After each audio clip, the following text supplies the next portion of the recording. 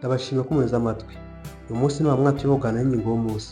Uyu munsi tugiye kureba ku banyamakuru ba siporo mu Rwanda bakundwa cyane, bakunda gusetsa, bafite abantu benshi babafana kurusha abandi.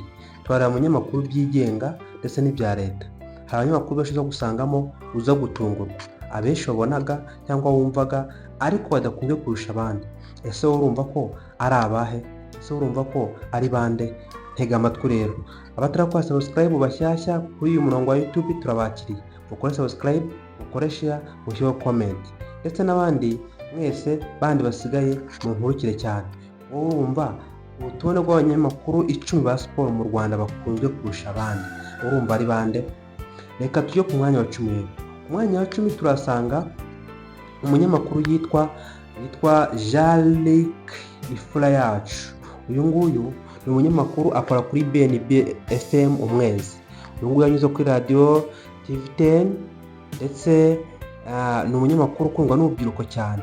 Urubyiruko baramukunda pe, kuko akunda kogeza imikino yo mu Bwongereza, aho yageze ku ikipe ya Arsenal asesengura cyane, niho abantu bamukundira cyane. Yagera mu Rwanda nagayesengura, bigatuma urubyiruko rwinshi rumukunda ndetse n'abanyarwanda muri rusange. Uyu nguyu azwiho gusetsa, arasetsa cyane, umuntu ukunda gusetsa mu mupira w'amaguru ari kogeza umupira.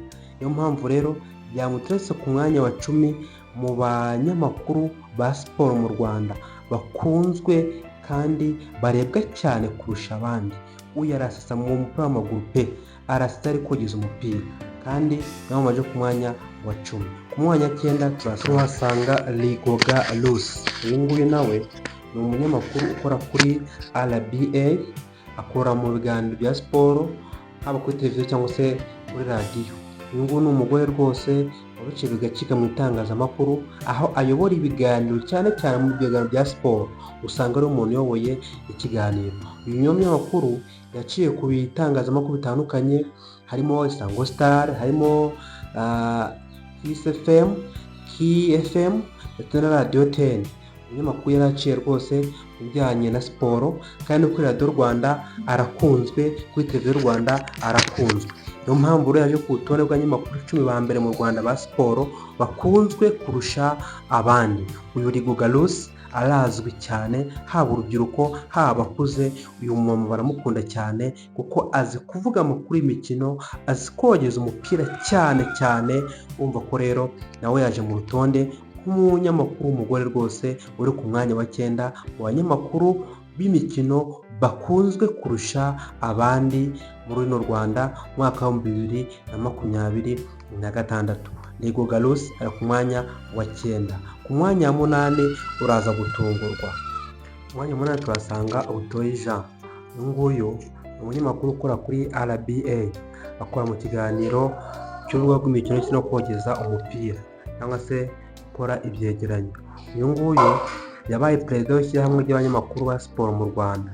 Umva ko ni umuntu uzwi cyane kandi ukomeye. Uyu nguyu yogeje imikino igihe mu gikombe cy'isi, Amavubi ajya mu gikombe cy'isi muri 2004 muri CAN. Umunyamakuru yarahari rwose, impamvu mushyira ku mwanya wa 8 abanyamakuru bakunzwe cyane mu Rwanda mu mwaka wa 2026. Arazwi, inaribonye kandi ni intyoza. Umva ko uyu Butoyi Jean arazwi cyane rwose kuko barakora kuri RBA, kandi abanyamakuru bakunzwe cyane cyane, bakunda no kwitabazwa ahantu hagiye hatandukanye. Uzamwumva uburyo asetsa. Ku mwanya wa 7 turasanga undi munyamakuru wundi. Ku mwanya wa 7 turasanga wita Benjamin Gicumbi. Uyu ni umunyamakuru w'urubuga rw'imikino rwose. Uyu akora kuri Radio 10 no kuri TV10. Uyu umunyamakuru amenyekanye cyane mu kogeza umupira mu buryo bunoze cyangwa se mu buryo bwiza. Uyu nguyu ni umunyamakuru ukunda gusetsa cyane igihe ari kogeza. Niyo ari kogeza mu mikino yo muri shampiyona y'Ubwongereza, amakipe y'Ubwongereza nka Arsenal, Man City. Uyu rwose akunda gutebya cyane mu byo avuga. Ni umuntu ukunda kwiga igitego, ari mu bantu 5 ba mbere mu gihugu ukunda kogeza igitego iminota myinshi cyane. Uyu rero Gicumbi arazwi cyane rwose, usanga ahantu hose aba ariho, haba ku ma TikTok, ku ma YouTube n'ubundi aragaragara cyane. Usanga abana benshi bamwigana ko n'umunyamakuru uzi kogeza umupira w'amaguru muri rusange. Niyo mpamvu yaje ku mwanya wa 7 rero mu banyamakuru bazi kogeza cyangwa se bazwi cyane hano mu Rwanda, ku buryo gushyira ku mwanya wa 7 byaje kugorana ko hari kumwe n'abantu benshi cyane, ariko biza kurangira amajwi bitewe n'ibitego yagiye yogeza mu buryo butangaje, n'uburyo yagiye yogeza rwose mu buryo bugiye butandukanye. Urumva ko rero arazwi nawe. Ku mwanya wa 6 turasanga uwo bita Ruvuyanga Nkurunziza. Uyu ni umunyamakuru uzi kogeza, nawe akora igitangazamakuru cya RBA, akora kuri radiyo Rwanda. Ubu nta muntu utamuzi uburyo ki akunda gukora documentaire, akunda gusesengura ibijyanye n'imikino, akora urubuga rw'imikino.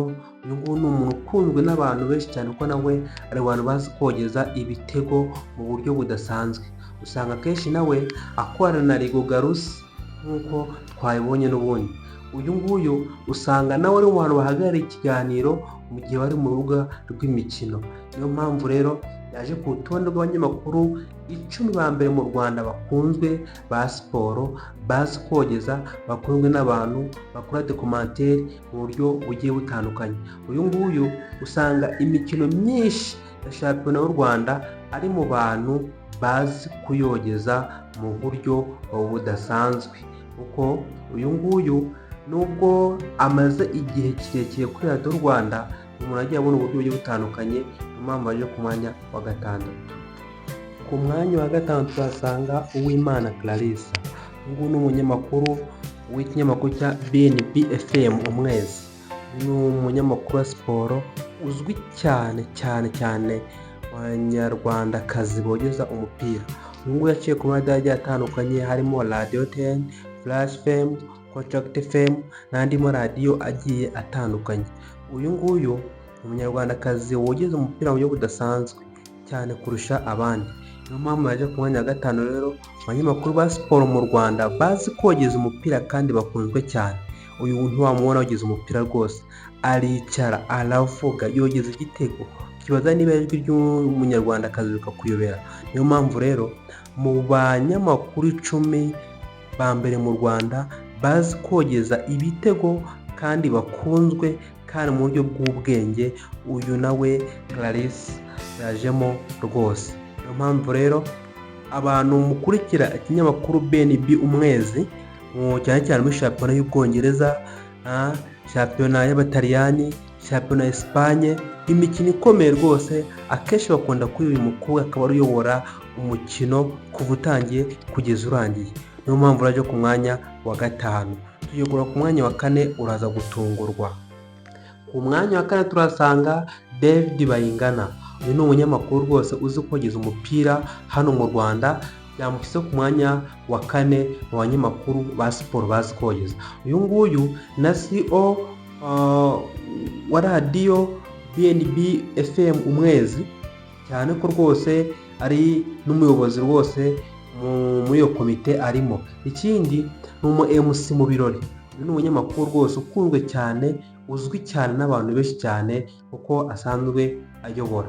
Ikindi uyu Bayingana yayoboye Tour du Rwanda cyangwa se irushanwa ry'amagare hano mu Rwanda. Urumva ko ni umuntu uzwi rero cyane.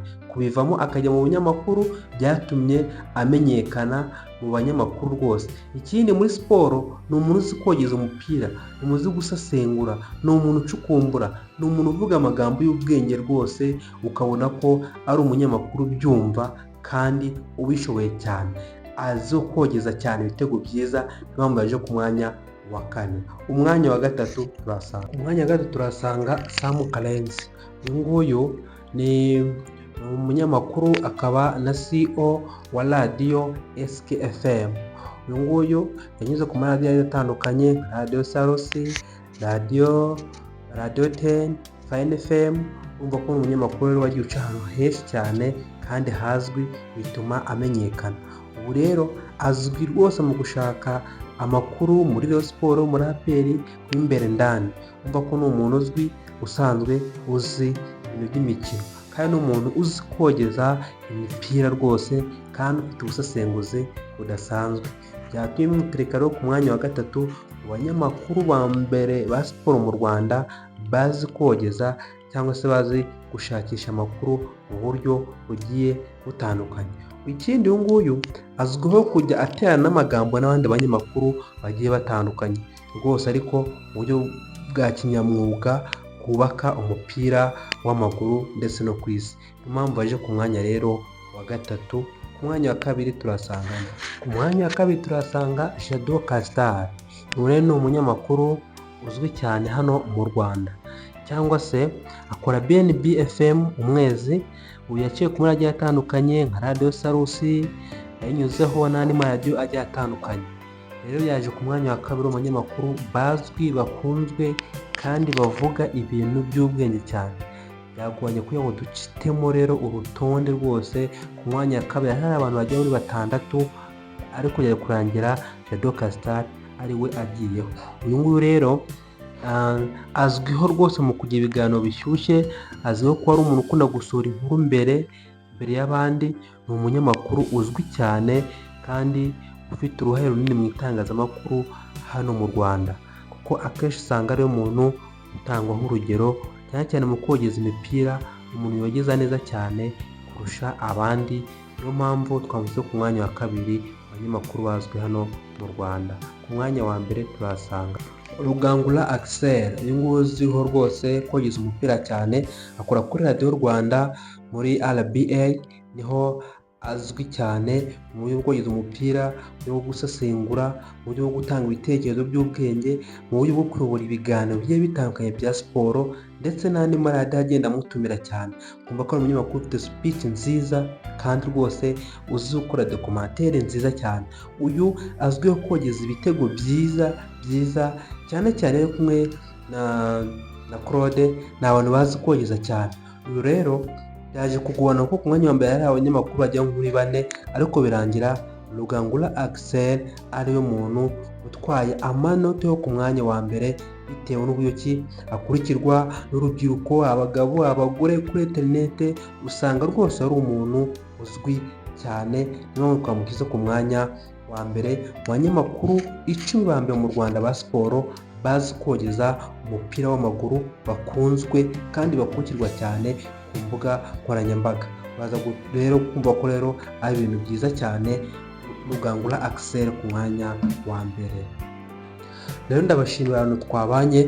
Ubwo ni urutonde twakoze rw'abanyamakuru 10 mu Rwanda bazwi, bafite amajwi meza, bakurikirwa cyane. Top 10 y'abanyamakuru 10 ba siporo bazwi hano mu Rwanda. Birashoboka ko abo wumvaga hari abantu bagiye bavuga ati kuki hari abanyamakuru tuzi bakomeye batajemo, ariko abo niho twahuje turi abantu benshi mu rutonde twakoze. Nawe rero niba wumva hari aho tutahuje neza, wandike muri comment umbwire ati uyu nguyu ntihari kuzamo, hari kuzamo uyu nguyu. Urumva ko rero ntabwo byari byoroshye uhitamo abanyamakuru ba siporo mu Rwanda. Ni benshi cyane, ariko twarebye abantu bakundwa cyane n'urubyiruko n'abantu bakuze, ndetse bajya bakurikirwa ku mbuga nkoranyambaga, batanga ibitekerezo cyane urebye ugereranyije n'ukuntu abasanga bayobora ibiganiro bya siporo. Urumva ko rero abantu batarakora subscribe, mukore subscribe, mukore share. Tuzasubira. Ciao.